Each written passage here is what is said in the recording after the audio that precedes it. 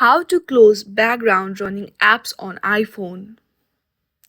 Closing background apps on your iPhone can help free up memory and improve performance through iOS is designed to manage apps efficiently on its own.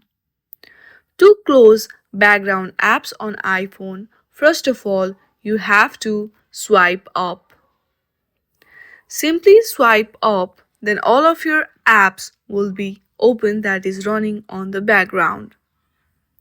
Now, to close an application, simply swipe up on its preview. As you can see, it has been removed. In this very easy step, you can easily close all of the background running apps on your iPhone. I hope you like this video. If you like this video, then please do not forget to like and subscribe to our channel. Thank you for watching.